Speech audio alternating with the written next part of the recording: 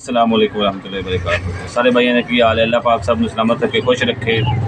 अज का मौजू है कि पाकिस्तान, पूरे पाकिस्तान दे विच तुसीं वेख रहे हो कि तमीरात जड़ियां ज़्यादा लोगों ने वधा के जगह बनाई हुई हैं, घर बनाए हुए हैं, दुकाना बनाई हुई हैं, वो गिर रही हैं, क्रेनां आंदियां आग डेग जांदियां।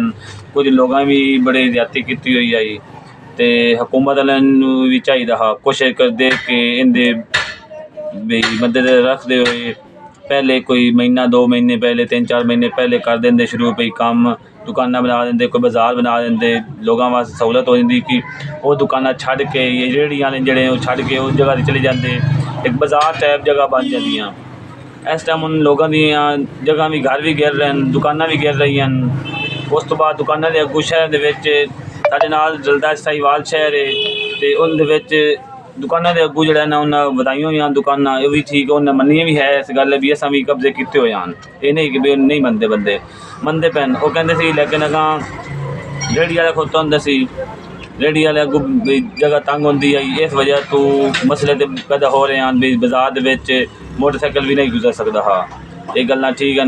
लेकिन इस टाइम जो है ना वो बाजारों के रेहड़ियां भी चुक दी गई हैं। उस तो बाद किसी फट्टे लाए हुए हैं, किसी कुछ किया होया, अड्डियां चौकों पर भी काम शुरू हो गया हुआ है भी लोगों की जी है ना जगह वधाई हुई हैं। उस तो बाद शटर अगू ज़्यादा वधाए हुए हैं, वो गिर रहे हैं। लेकिन ये भी फर्क पड़ रहा है कि बेरोज़गारी बढ़ जाती, वो महीना 2 महीने 4 महीने साल 2 साल इस चीज़ से जोड़े कारोबारी लोग हैं उन्होंने फ़र्क पौना है, बहुत ज़्यादा फ़र्क पौना है।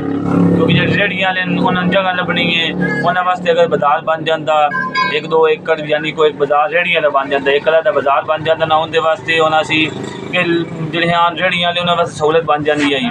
दुकानदार जोड़े उन्होंने वास्ते मुश्किल हैं पैदा, उन्होंने पहले महीना एक पहले दस दिता जाता भी अपना कर लो, इस तरीक नूं यह चीज़ होनी जे, वो अपने इंतजामात कर लेंदे। हुण उन्होंने दुकाना वाले वास्ते बड़ी टेंशन है, उन्होंने भी यकदम कारोबार बंद करके, क्योंकि लैन देन इस तरह ही होंदा ना, किसी को लख रुपए का समान लिया है, उस फिर जरा हुण मैं हाँ मैं भी किसी को समान लिया होया है, फिर इस तरह अगर दुकाना का सिस्टम सर्कल है, इस तरह हर किसी की अल्लाह ने रोज़ी लिखी हुई है।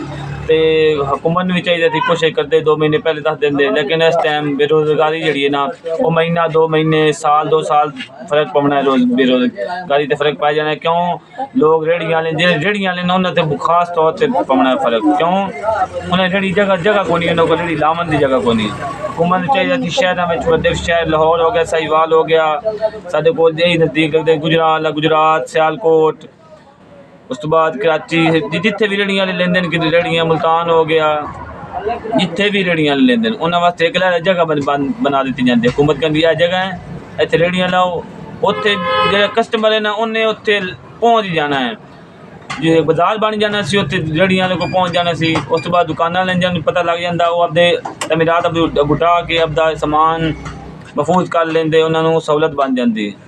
तो अज तुहानूं पता है अज तो कोई साल पहले एक बंदे ने कहा सी कि दूआ अपना मैं तो बर्दाश्त कर लेता, लेकिन तुहाडे कोल बर्दाश्त नहीं होना, गल ये हकीकत कर गया वो बंदा। इस टाइम भी मौजूद है, अल्लाह पाक उन्हें सलामत रखे, खुश रखे। लेकिन सानू भी कोशिश करनी चाहिए कि एवं दुकानों को वधा के दुकाना ना बनाई जाए, कल फिर सानू नुकसान होवे। तो अपनी जी जगह है उनके मखसूस रहना चाहिए है। तो अल्लाह पाक सब सलामत रखे, खुश रखे, अल्लाह पाक सब दे हाल ते करम करे, फजल करे, आमीन सुम्मा आमीन।